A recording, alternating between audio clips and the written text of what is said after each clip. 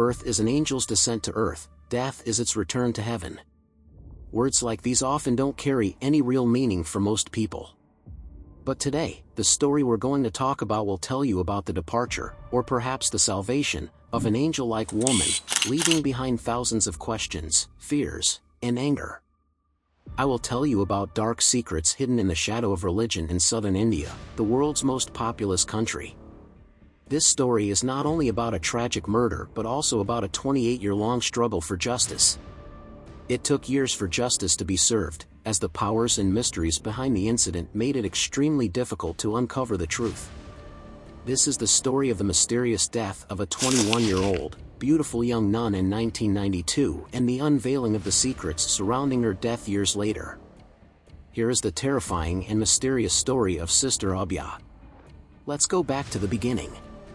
The dark event begins in one of India's beautiful yet quiet towns, Kottayam, Kerala.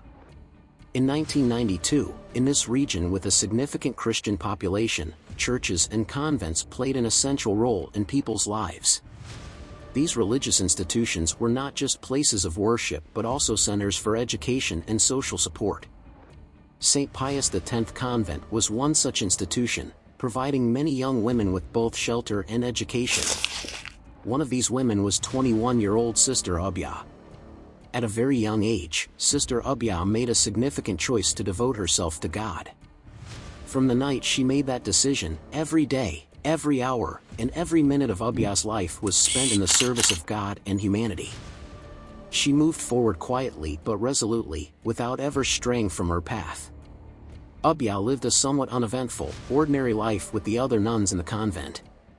She was pursuing an associate degree and had exams coming up. In addition to her service to God and people, she now had another goal: to excel in her studies. To achieve this, she decided to wake up early one morning. She set her alarm and went to sleep. She woke up around 4 a.m., greeted a few fellow nuns, and sat down to study. The sun had not yet risen. The air was cold and misty. As she studied, Abhaya grew tired and felt the need to rest and refresh herself. She left her books and headed to the kitchen, probably to drink water, have a snack, or wash her face to wake up. The kitchen became her end. Who had done this to her, and how had no one heard anything? Abhaya would leave behind thousands of unanswered questions. The next morning, things had changed. When the other nuns awoke, they noticed Sister Abhaya was missing. At first, they weren't too worried. Maybe she had gone for a walk. However, that sense of normalcy quickly turned into worry.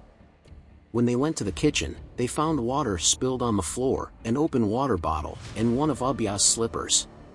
But where was Abhaya? This question spread quickly among the nuns, and their concern grew. As they continued searching, another slipper was found next to the convent's well. When they looked inside, they found Sister Abhaya's lifeless body. At that moment, peace in the convent gave way to horror. Everyone froze, looking at each other. Could the killer be among them? The fire brigade and police arrived at the scene quickly. When Abhaya's body was taken out of the well, everyone was in shock. Just the night before, they had eaten dinner together, laughed, and made plans for the future with their dear friend, and now, Abhaya lay lifeless before them. Officer V.V. Augustine came to the scene, followed official procedures, took photographs, and sent the body for autopsy. The autopsy report, however, made things even more chaotic. Abhaya's head and body had various wounds, but the cause of death was recorded as drowning, and the case was classified as suicide. This explanation was unconvincing to many, including the nuns in the convent.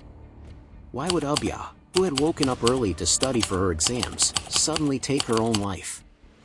A person with a purpose, striving to achieve her goal, would not suddenly commit suicide. It was absurd, an excuse made by the authorities to avoid the work. Furthermore, the water bottle was open, water was spilled, and a slipper was on the floor. Everything seemed rushed and disordered. The announcement that the incident was a suicide sparked widespread outrage. Many believed that it was indeed a murder and that the truth was being covered up. Due to public pressure, the case was handed over to the crime branch. However, after months of investigation, the crime branch concluded that the death was a suicide.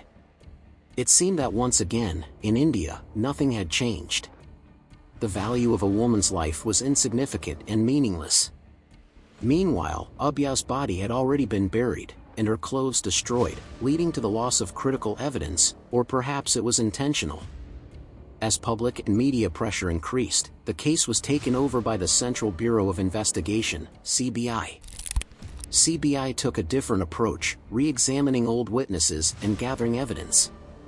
Everything seemed to be going well until 1994, when a CBI officer announced that he was pressured to declare the case a suicide, which led to his resignation.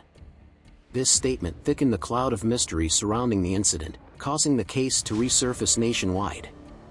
The case became a topic of conversation in every household, at every table, and among friends throughout the country. People even began to play detective in their own way, sharing theories about the incident. In 2007, a witness emerged that would change the course of the investigation. Perhaps it was fate's irony that the sinner who had come to the convent that night for theft would witness the murder of one of the purest beings.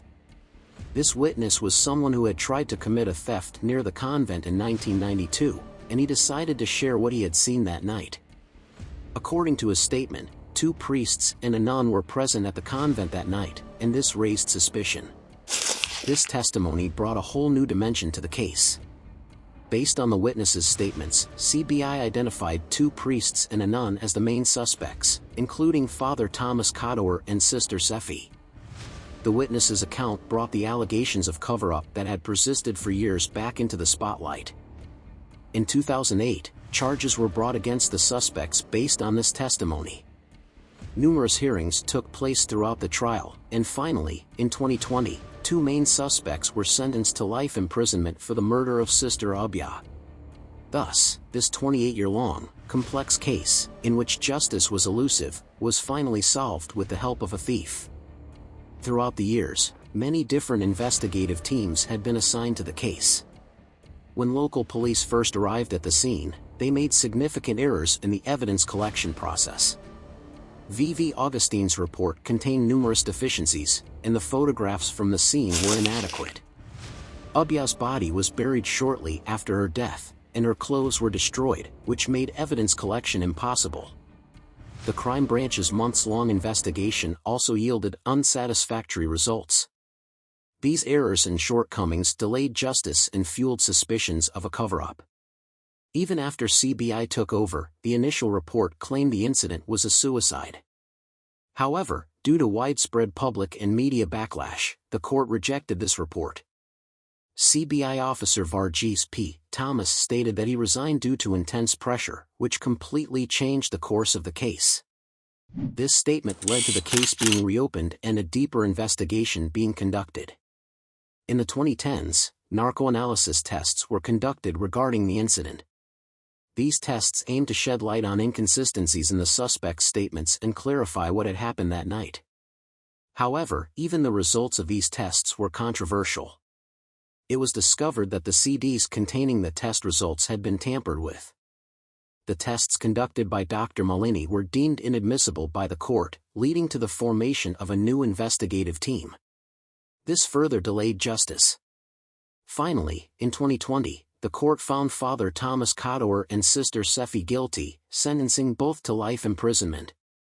This decision resonated widely in India and around the world. Although the delay in justice caused great disappointment among the public, the punishment of the perpetrators provided some solace. Sister Abhaya's tragic death highlighted the challenges of the justice system in India and the influence of societal pressures on the process.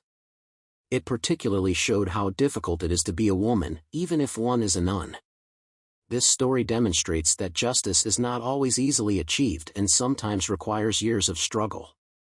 It is unfortunate that justice cannot be attained without such effort in this world, but it remains a harsh reality. The memory of Sister Abhaya will continue to live on as a symbol of the quest for justice.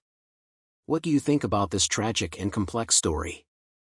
Share your thoughts with us and don't forget to subscribe to our channel.